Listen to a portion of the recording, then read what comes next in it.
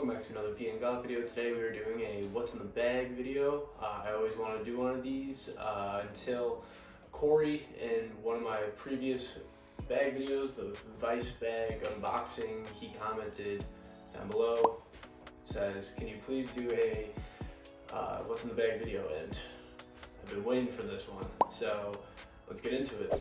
So as you guys can see, we are in a different environment, no longer downstairs. I had put together some collectibles over here for my room, up there. That was from when I went to the PGA Championship back in 2019. That was my first ever event. So I finally got it framed up. Had these shoes that have somewhat of a meaning, but rarity as well. So I wanted to have them put into a shelf, because I'm not going to wear them on the course. They're very, very nice and I don't want to ruin them, but that's for another time. I'm not going to get too into that.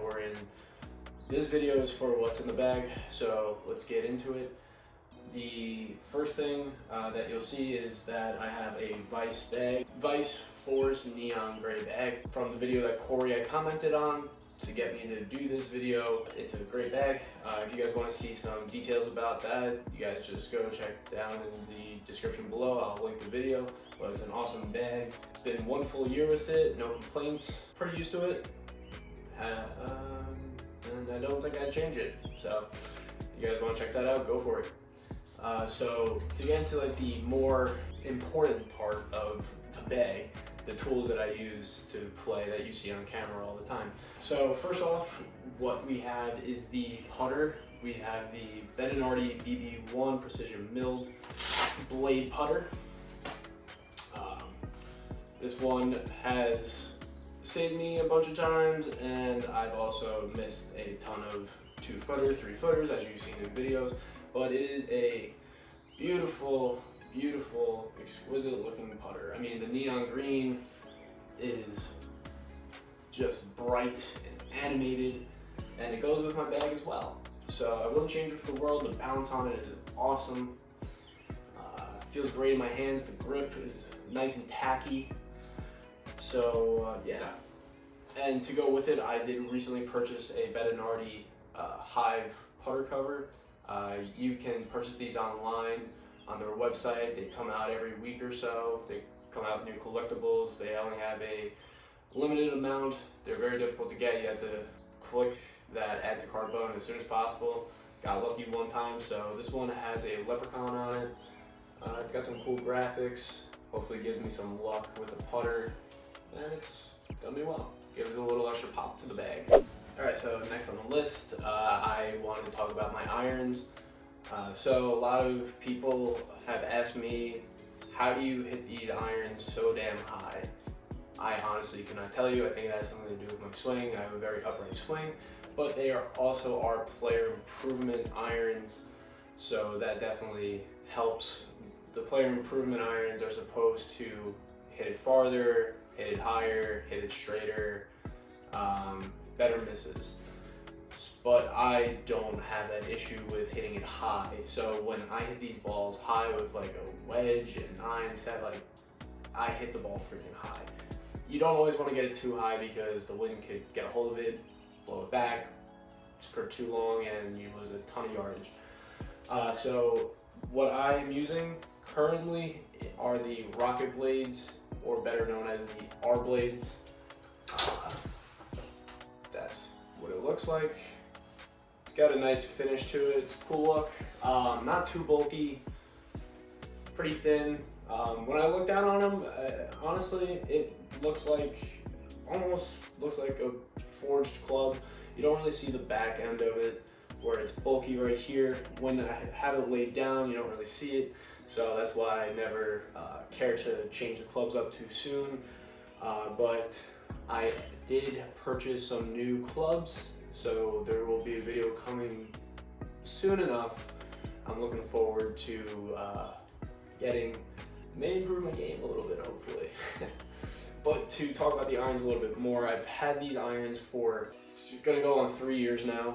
So make a long story short, when I was playing college baseball, my junior season, I had hurt my shoulder. I did not play the summer due to having tendonitis in my rotator cuff. So I was in a, I guess, state of mind, disorientated state of mind of how to keep my mind off it. So my dad had gotten me these irons to play golf and to distract myself, to pick up a new sport. And I've loved these irons ever since. They feel great coming off the club. They freaking hit them far. I did Google search them before, and they say that this is like one of the farthest, highest player improvement club that you could purchase off the market. So they're a great club. I recommend them for someone who's starting to play golf. I'm going to be handing them down to one of my buddies when I get my new ones. So to give you an idea of my yardages, my pitching wedge, I'll hit 150 to 160 at times.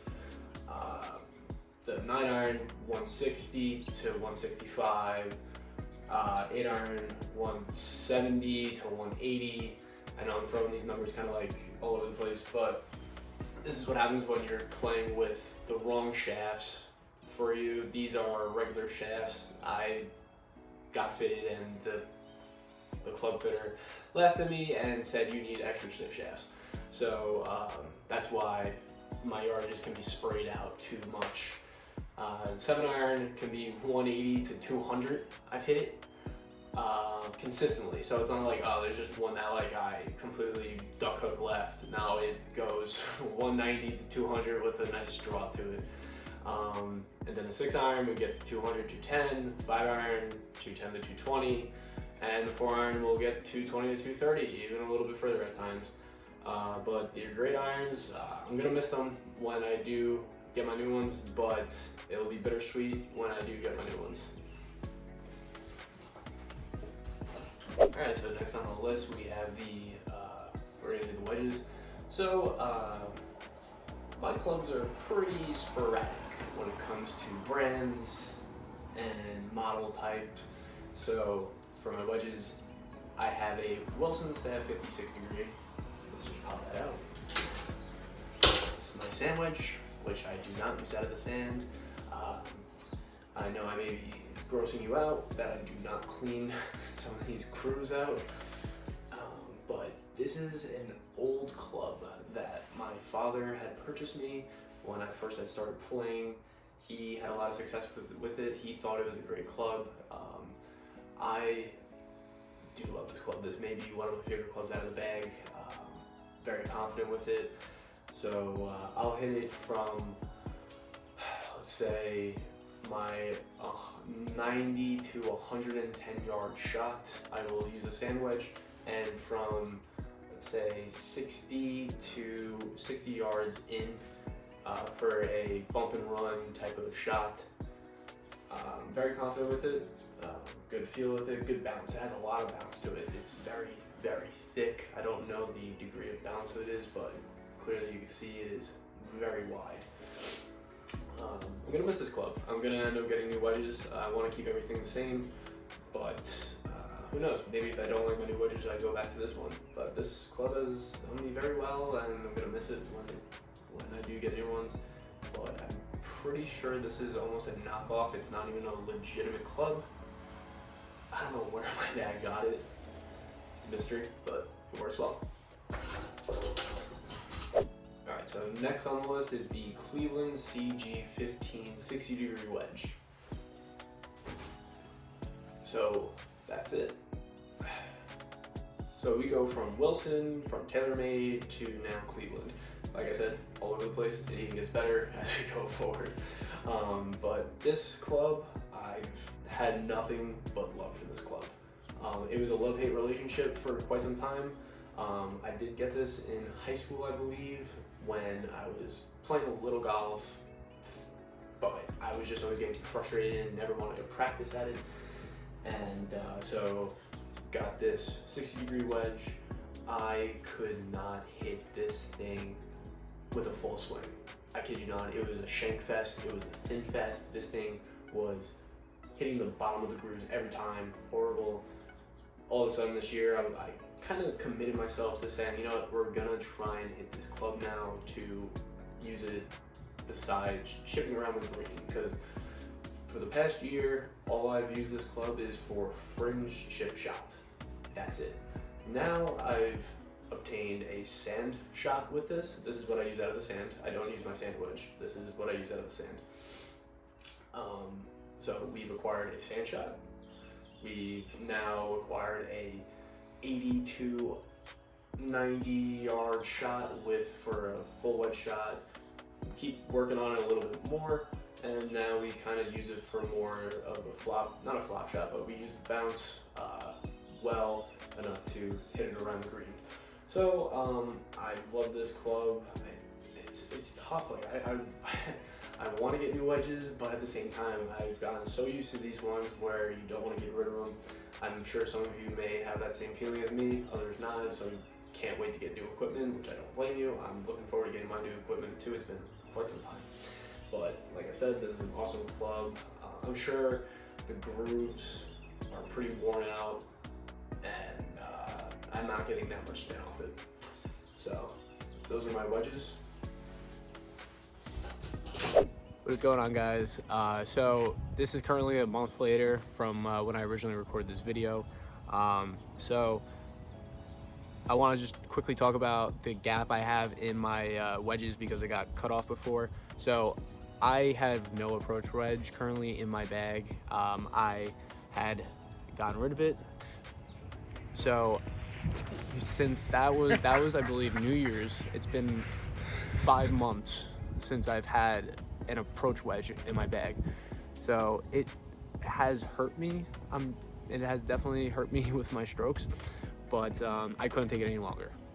It was not forgiving at all, and when I did hit it good, it still felt like it was going nowhere. So I just got frustrated, threw it away.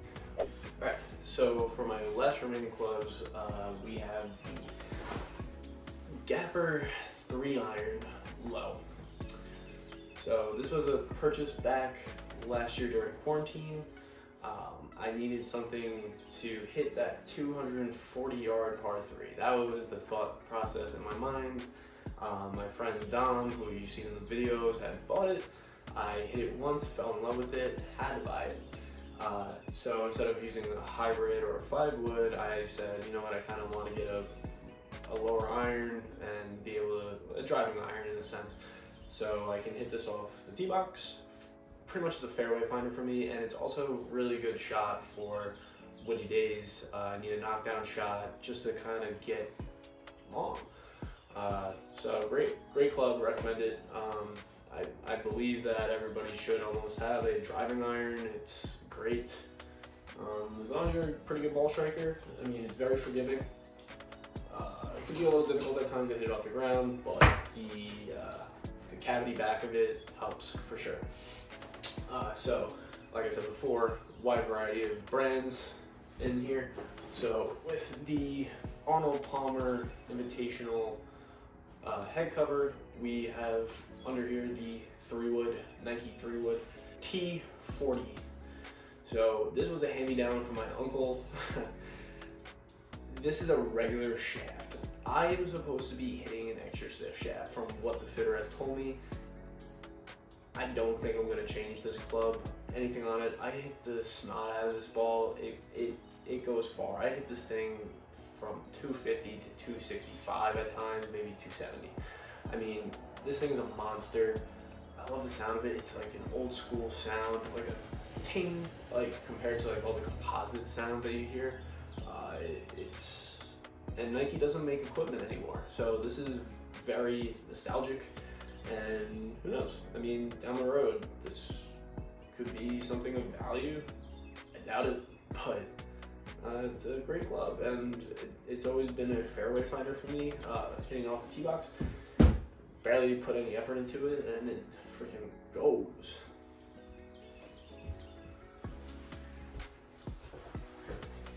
And last but not least, the Mac Daddy, the Big Bertha. So we have the NLU No Laying Up head cover with the skeleton and their logo with the character holding his arm up that he hits it, hitting it offline. So under there, it is the TaylorMade M2 Driver. I had purchased this off of my friend Adam, who has also featured in some of my videos. It is a 9.5 degree loft. I do not change any of the settings on it. I just believe that you should try and just hit it. I mean, yeah, it's supposed to help you, but I don't like tinkering with too much stuff and then thinking of a different swing path. I just want to keep everything the same. Keep it simple that way. But this thing at first was very difficult to hit consistently.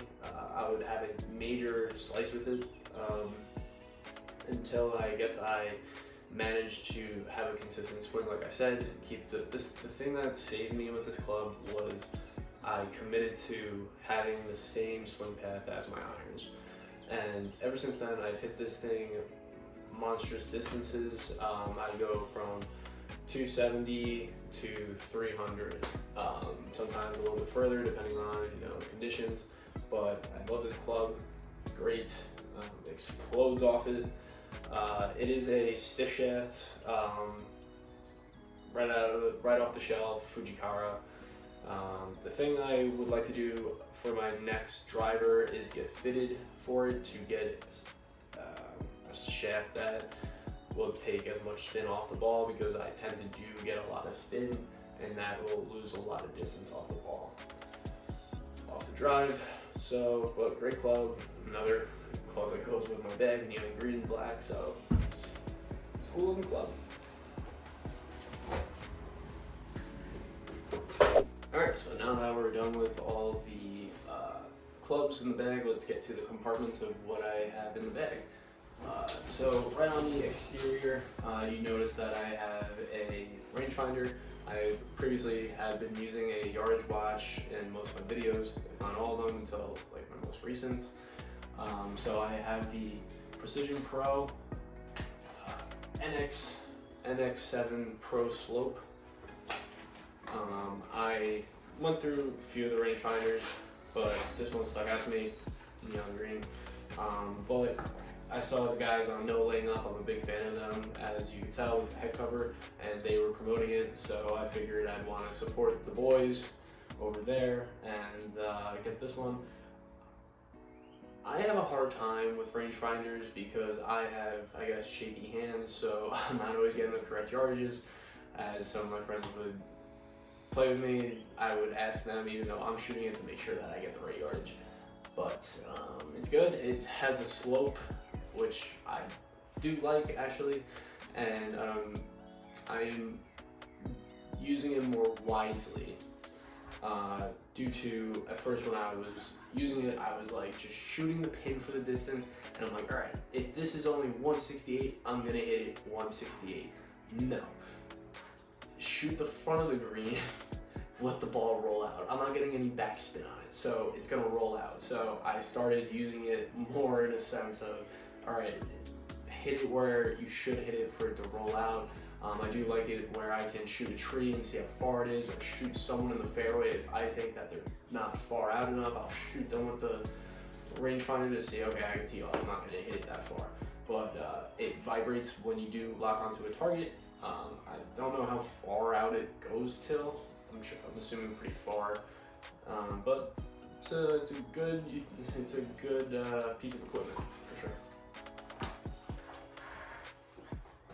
Alright, so guys, thank you so much for watching the video. If you did enjoy, please like, comment, and subscribe.